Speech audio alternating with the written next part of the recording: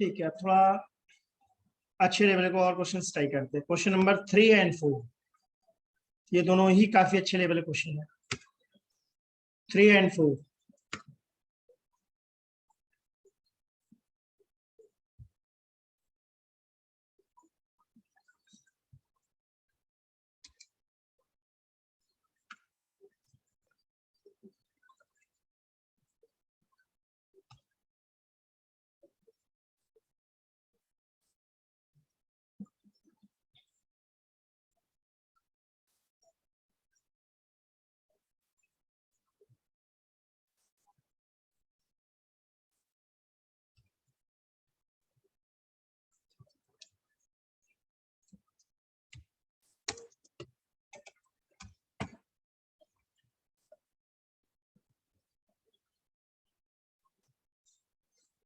two non-conducting solid spheres of radius r and 2r having uniform volume charge densities ρ1 and ρ2 respectively touch each other.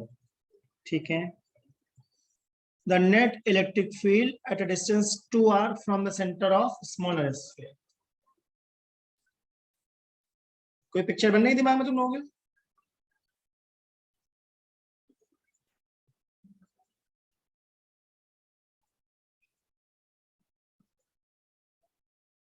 हमारे पास दो sphere है क्या?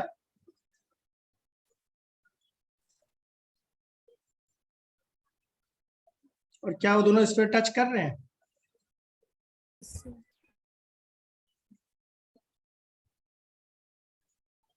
छोटे वाले sphere की रेडियस कितनी है? r, और बड़े वाले की कितनी है? 2r. वॉल्यूम चार्ज डेंसिटी क्या गिवन है? ρ1 है ρ2. अब हमें एक पॉइंट लेना है 2r डिस्टेंस। कहां से 2r लेना है? ए से या बी से? ए से। ए से, ठीक बात है। और वो जो 2r हम ले रहे हैं, क्या वो एक्स एक्सिस पर है अकॉर्डिंग टू क्वेश्चन? यस। अब बताओ तुम लोग दिमाग में क्या पॉसिबिलिटी आ रही? वो जो 2r पॉइंट हम लोग ले रहे हैं, फिर दोनों की वजह से इलेक्ट्रिक फील्ड को बराबर रख देंगे। पहले वो पॉइंट का है ये तो बताओ। बी वाले स्फीयर के अंदर सेंटर से r डिस्टेंस पर। यहां मान ले। Yes sir. पॉइंट डी ले ले। एडी कितना है? 2r। और डी बी? r। ठीक है, हमारे क्वेश्चन में नेट फील्ड कितनी करनी थी? 0।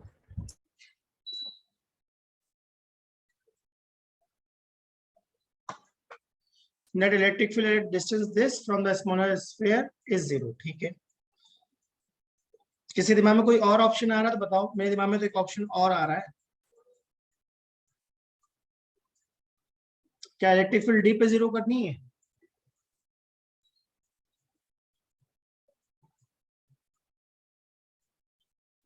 इसका मतलब क्या होना चाहिए?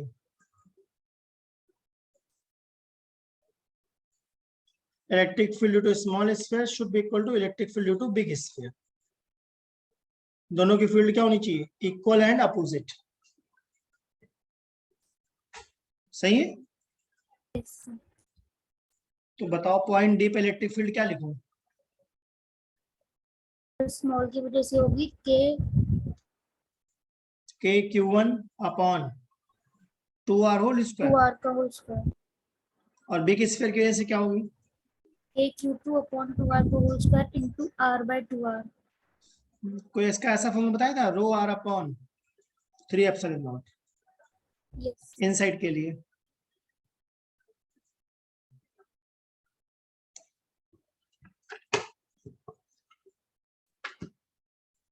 चेक करो क्या ऐसा मैंने कुछ बताया? स्फीयर के इनसाइड इलेक्ट्रिक फील्ड के दो फॉर्मूले होते हैं। पहला फॉर्मूला होता है जो भी इलेक्ट्रिक फील्ड सरफेस पे हो इनटू एक्स बाई आर कर देना, या दूसरा तरीका होता है रो एक्स अपॉन 3 एप्सिलॉन नॉट। और एक्स का मतलब मैं क्या बोलना चाह रहा हूँ? distance of point from center.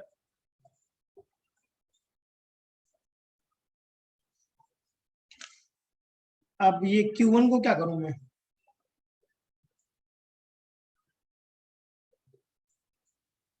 इस Q1 को क्या लिख सकता हूं?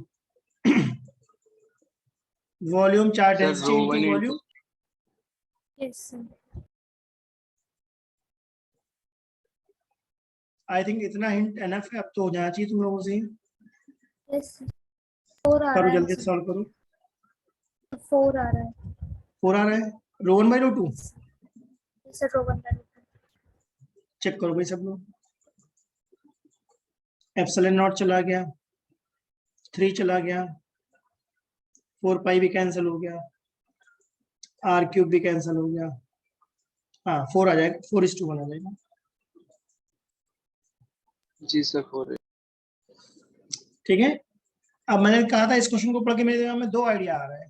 पहला आइडिया पॉइंट डी, वैसे ही क्या एक पॉइंट ई भी हो सकता है, लेफ्ट साइड में भी तो हो सकता है. जी सर।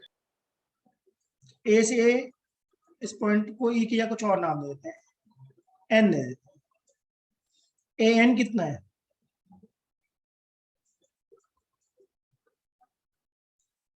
To R. तो बी एन कितना होगा?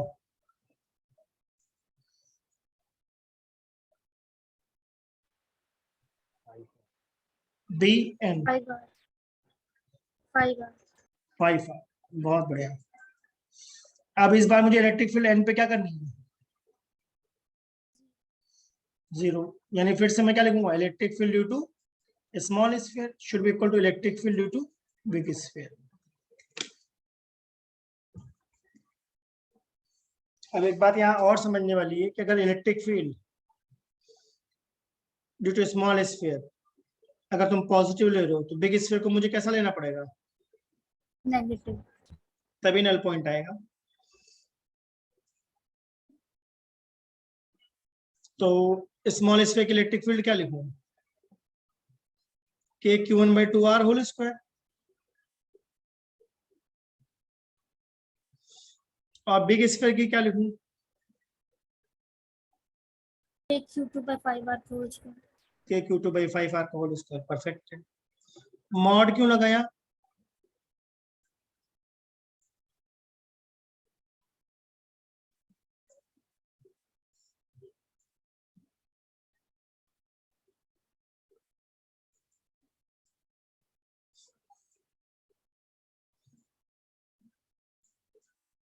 इसमें मॉड क्यों लगाया? ये बताने के लिए कि हम लोग इलेक्ट्रिक फील्ड का मैग्नीट्यूड इक्वल कर रहे हैं क्या. चलो के गया, आर गया. Q1 को क्या लिखोगे? रो 1 इंटू 4/3 पाई आर क्यूब. और Q2 को क्या लिखेंगे? रो 2 इंटू 4/3 पाई 2R होल क्यूब. ठीक बात है.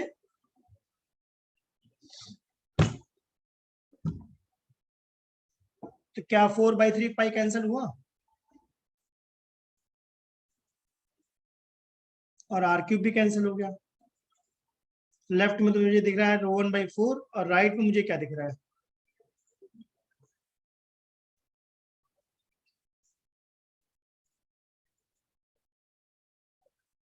देखो कुछ कैलकुलेशन में छूटा तो नहीं है ना. तो क्या रो 1/2 आ जाएगा हमारा 32/25 मैग्नीट्यूड वाइज. Yes, sir. और हमने लॉजिक से देखा था कि अगर एक पॉजिटिव है तो दूसरा कैसा होना पड़ेगा? नेगेटिव. तो इसमें से किसी एक को तुम्हें क्या करना पड़ेगा? पॉजिटिव लेना पड़ेगा. तो दूसरा कैसा होगा? नेगेटिव.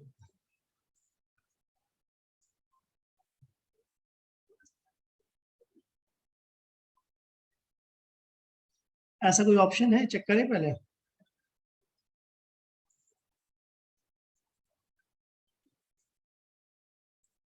(32/25) बढ़िया. दोनों ऑप्शन है देखो.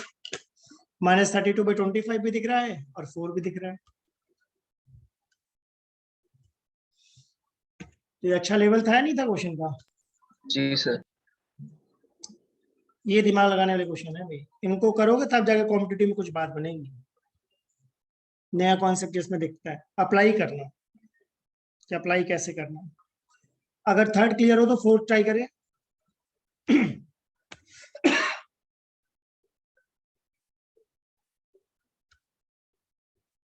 क्वेश्चन नंबर 4, ये भी काफी अच्छा क्वेश्चन है।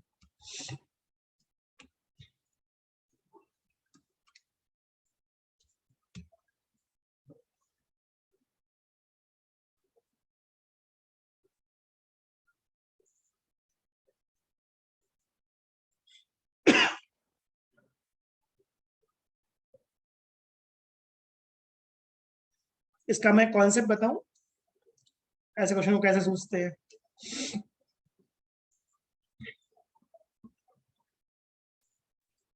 देखना सब लोग, ये हमारे पास एक स्फीयर है। कॉम्पिटिटिव का फेवरेट स्टाइल है क्या ऐसा क्वेश्चन पूछना, स्फीयर के अंदर से स्फीयर कट कर लेना? बताओ भाई। जी सर। कभी सेंटर ऑफ मास पूछेगा, कभी मोमेंट ऑफ इनर्शिया पूछेगा, कभी इलेक्ट्रिक फील्ड, कभी ग्रेविटेशनल फील्ड, कभी मैग्नेटिक फील्ड। यानी ये कॉन्सेप्ट बहुत इंपॉर्टेंट है, सब लोग ध्यान से देखना। क्या सबको C1 दिख रहा है? C1 मैंने क्या जी लिया है? Sir. Centre of big sphere. And C2 मैंने क्या लिया है? Centre of cavity. ये ब्लैक कलर का पार्ट मैंने कट करके निकाल दिया, राइट? तो कैविटी बन गया है क्या? पॉइंट P दिख रहा है?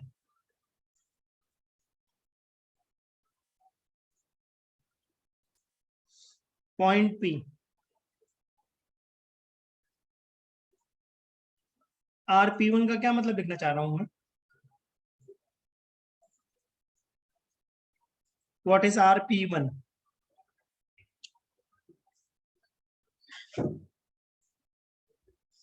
Position of point P with respect to center 1। RP1 का मतलब मैं कहना चाह रहा हूं position vector of point P with respect to C1। RP2 कौन है?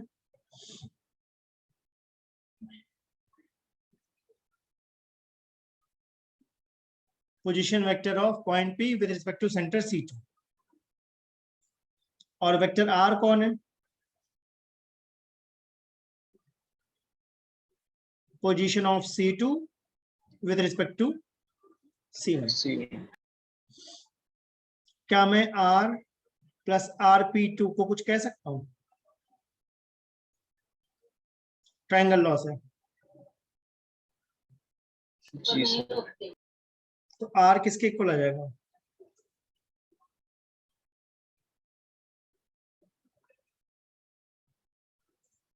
क्या R का मतलब है RP1 माइनस RP2?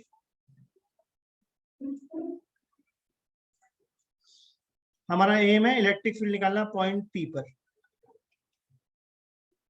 तो बिग स्फीयर की इलेक्ट्रिक फील्ड कितनी होनी चाहिए? रो R अपॉन 3 एप्सिलॉन नॉट। ये कब होती? जब पूरा स्फीयर होता। क्या इसमें से मैंने कैविटी निकाल दी है? Yes sir. कुछ पार्ट कट कर दिया ना, तो इस कैविटी की इलेक्ट्रिक फील्ड क्या होनी चाहिए? रो R upon 3 epsilon not. Subtract क्यों करा?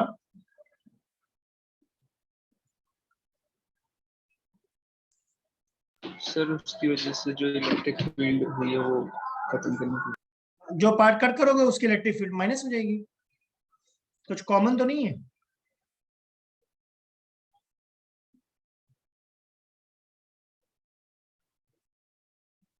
राइट और रॉन्ग?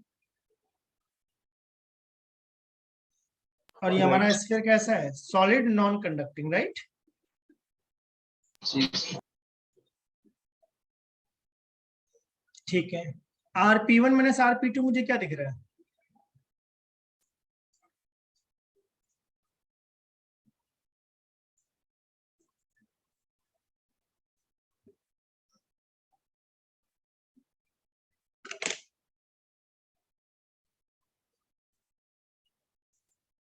बताओ भाई।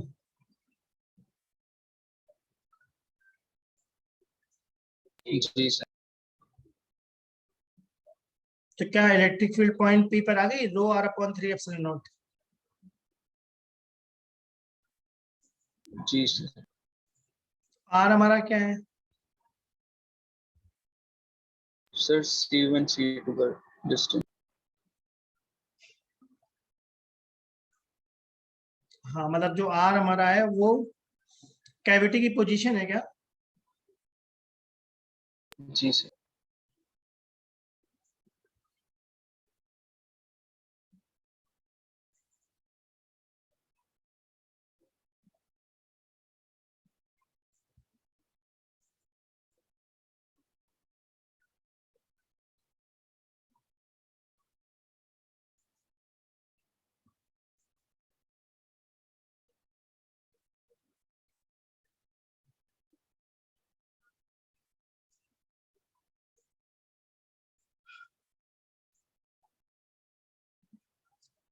तो इसका मतलब जो पॉइंट P है उसकी पोजीशन इंपॉर्टेंट है या नहीं है?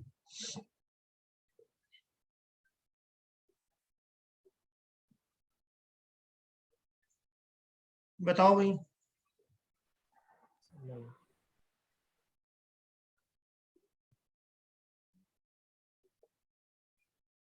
पॉइंट P की पोजीशन इंपॉर्टेंट है या नहीं है?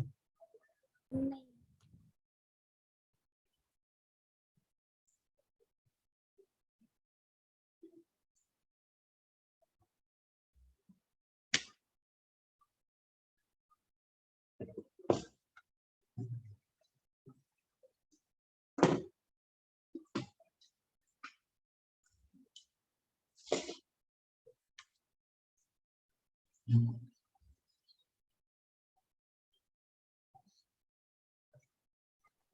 सर नहीं होगी।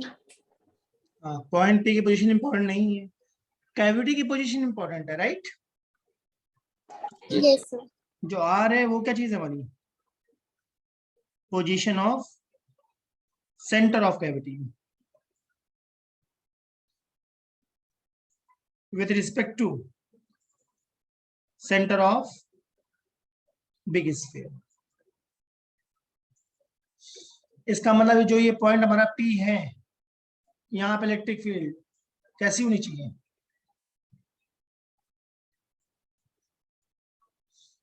इलेक्ट्रिक फील्ड कांस्टेंट होगी, मतलब यूनिफॉर्म, और सेम डायरेक्शन होगी क्या?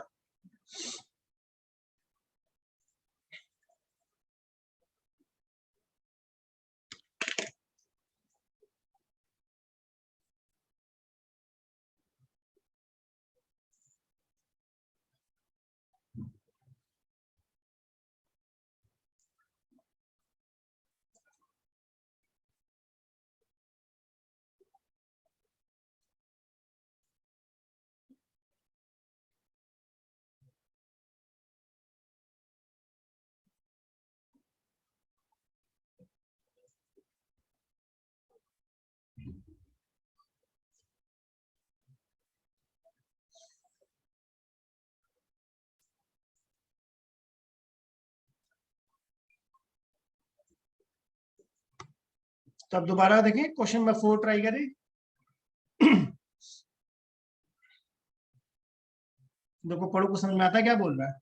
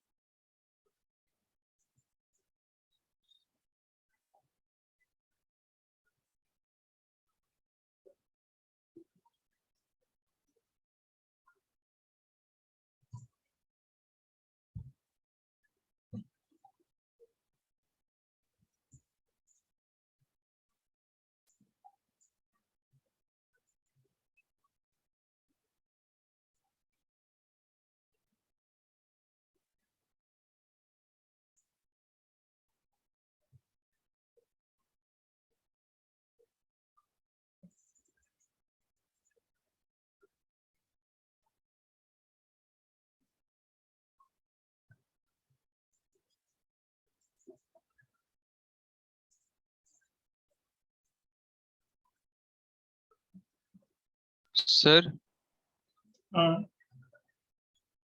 सर जैसे आपने अभी बताया था कि इलेक्ट्रिक फील्ड कांस्टेंट रहेगी, तो सर पोटेंशियल भी कांस्टेंट रहेगी? नहीं, पोटेंशियल कांस्टेंट तब होता है जब इलेक्ट्रिक फील्ड जीरो होता है। और मैंने सिंगल स्फीयर में बताया था, अब ये टू स्फीयर्स हैं क्या? जी सर। तो निकाल के देखना पड़ेगा क्या हो रहा है।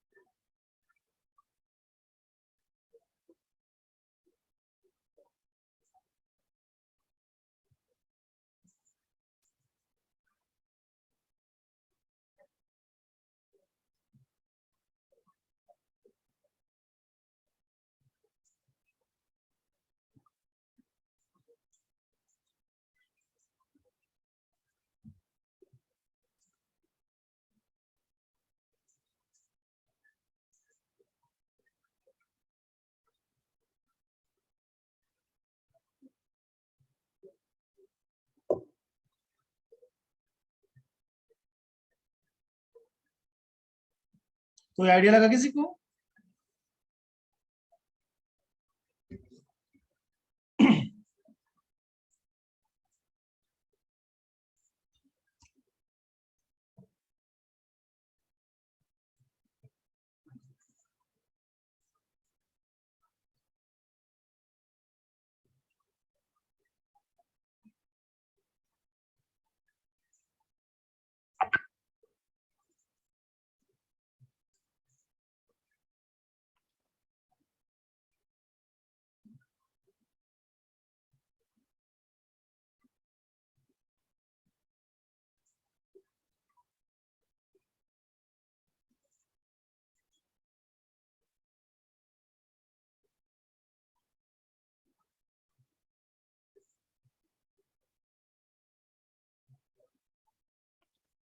सर मेरा तो ये आ रहा है, rho by 3 epsilon into centre C1 dish.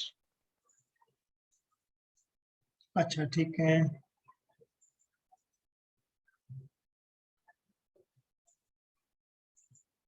Sir same आ रहा है, बस वही डिस्टेंस बता रखा है C1 से C2। अब यहाँ पे दो स्फीयर की तरह सोचना पड़ेगा, राइट?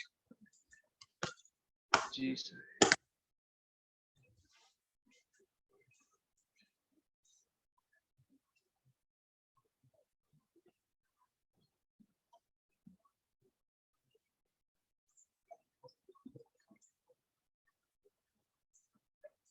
ऐसा कुछ है ना, कुछ कॉमन पोर्शन है।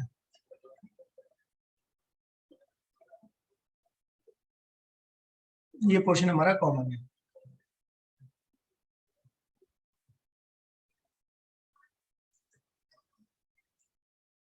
ये C1 है और ये C2 है।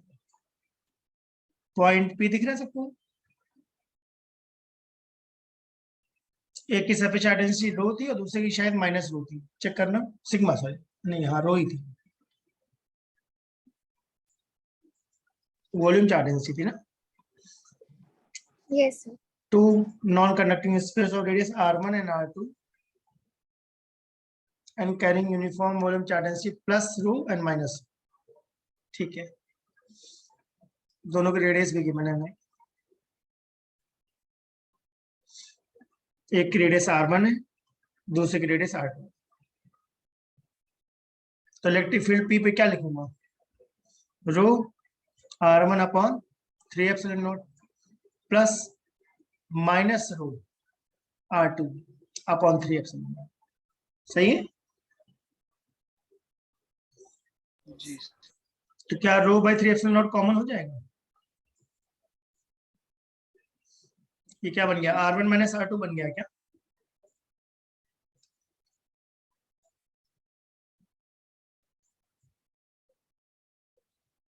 अब r1 माइनस r2 क्या कहेंगे हम, क्या ऐसा कह सकता हूँ, r plus r2 is equal to r1, जी तो r1 माइनस r2 को हमें क्या कहना चाहिए, सर आर वेक्टर r। इसका मतलब जो इलेक्ट्रिक फील्ड पॉइंट P पर है वो मेनली किस पर डिपेंड कर रही है,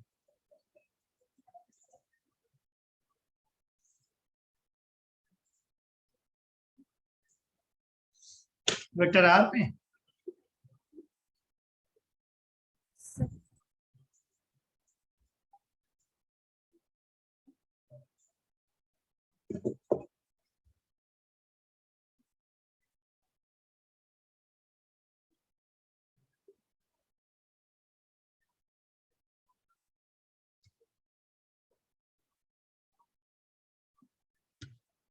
तब ऑप्शन देख के क्या लग रहा है,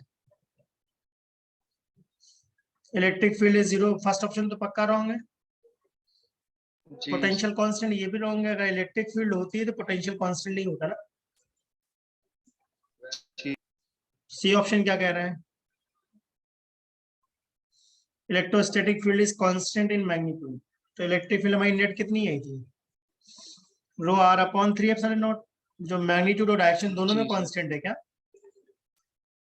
जी तो मुझे तो लगता है इसका सी और डी दोनों हो जाएगा। यस लॉजिकल लग रहा है, yes sir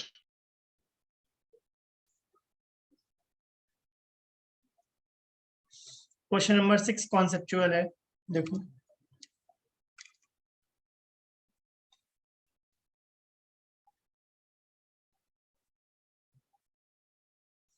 a charged particle is free to move in an electric field, will it always move along an electric line of force, Sir, charge पे depend करेगा. चार्ज पर डिपेंड करेगा, ठीक है, और किसी का कोई आइडिया, सर सी होना चाहिए P.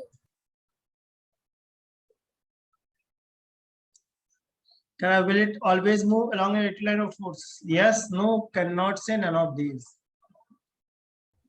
Sir C No. होना चाहिए ना वैसे अच्छा कब मूव करेगा और कब मूव नहीं करेगा, पॉजिटिव है तो करेगा, नेगेटिव है तो फिर वो अपोजिट डायरेक्शन में करेगा.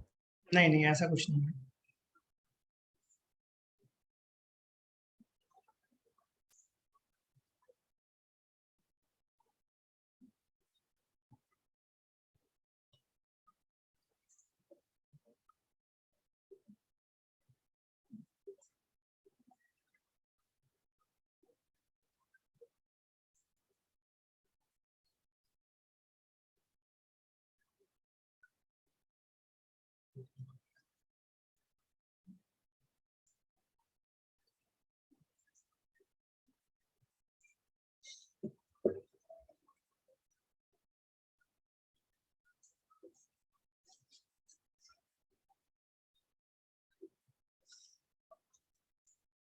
मुझे लगता है इसका आंसर बी होगा,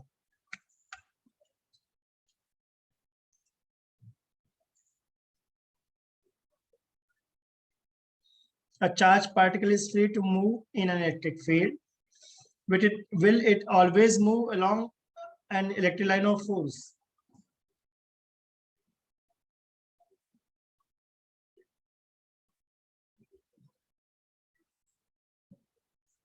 नो ही होगा।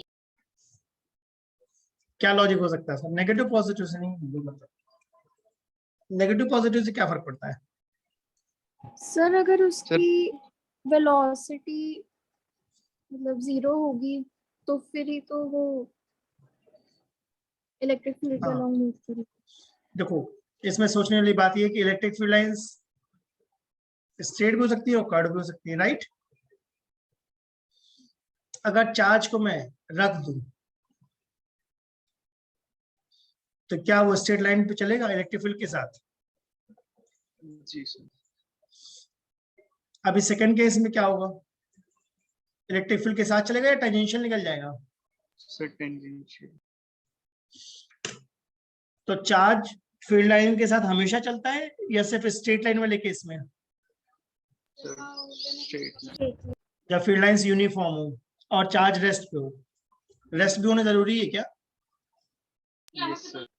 जैसे तुमने थ्रो करा तो थ्रो करने पर क्या होगा? पैराबोलिक पाथ पे चलेगा क्या? जी सर। तो इसका मतलब चार्ज फील्ड लाइंस के अलॉन्ग चलेगा या नहीं चलेगा इन जनरल? नहीं चलेगा सर। नहीं चलेगा। फील्ड लाइन के अलॉन्ग चल सकता है, उसकी कुछ कंडीशन है क्या?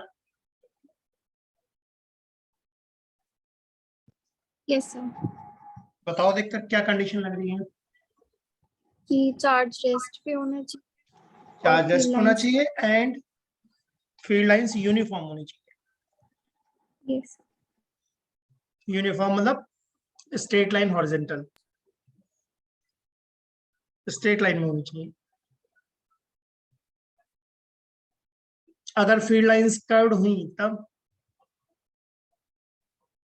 टेंजेंशियल जाएगा। हाँ, तब चार्ज पार्टिकल कभी भी फील्ड लाइंस पे नहीं चलेगा, हमेशा टेंजेंशियल भागेगा।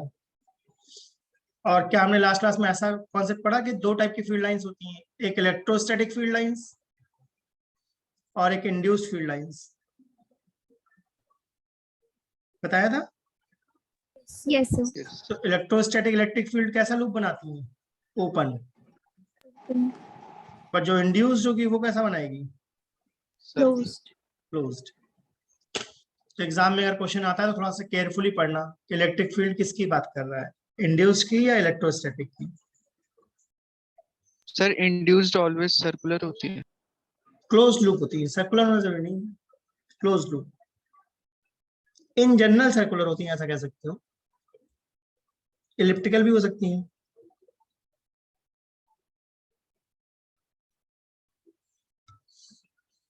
तो question number 6 I hope clear हो गया सबको। जी sir. Yes sir. Yes sir. Question था will it always move along an electric line of force, तो ऑलवेज में तो गलत हो जाएगा, ठीक है। Yes sir. अगर ये पूछता can it move along electric line of force, sir फिर सी हो जाती। तब पॉसिबिलिटी थी यस। सही बात बोली, जी। ठीक है ना? Yes sir.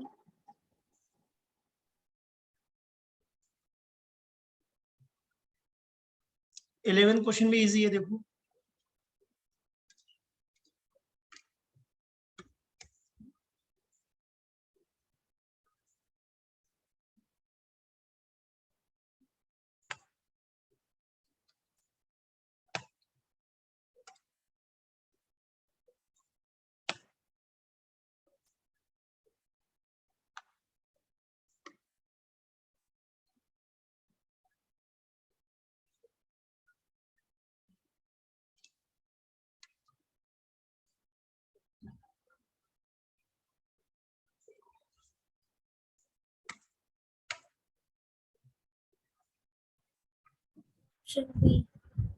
सर बी हो जाएगा। लॉजिक क्या है इसका? ओके के अलोंग विद।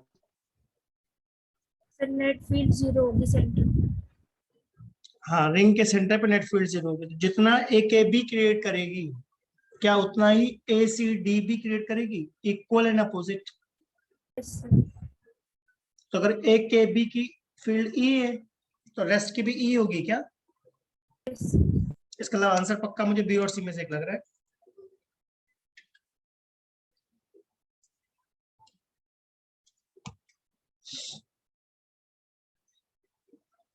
ठीक है ना? अब डायरेक्शन देख लो, ए के बी की डायरेक्शन क्या होगी? के टू है, के टू ओ।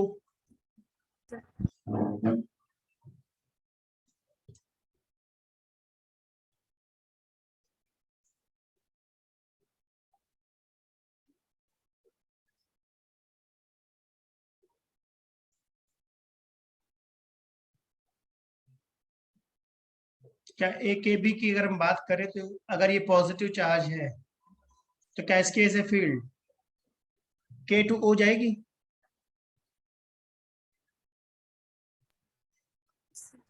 अब जो हमारा रिमेनिंग पार्ट है अगर उसको लगा देंगे तो क्या वो फील्ड इक्वल एंड अपोजिट होनी चाहिए थी,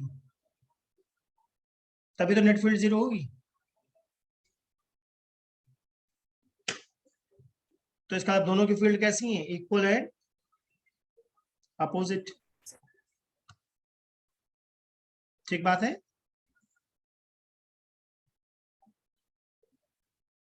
अगर ए के बी ने फील्ड क्रिएट करी 10 तो रिमेनिंग पार्ट कितना क्रिएट करेगा? -10, यस सर। क्योंकि नेट फील्ड तो जीरो होनी चाहिए सेंटर पे। अब देख लो इससे कोई ऑप्शन मैच हो रहा है नहीं हो रहा?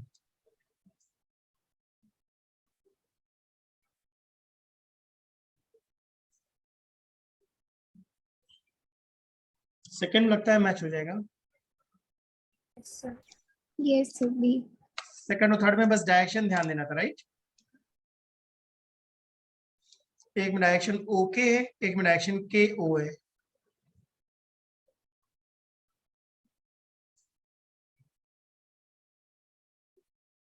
अगर ये क्लियर हो तो आगे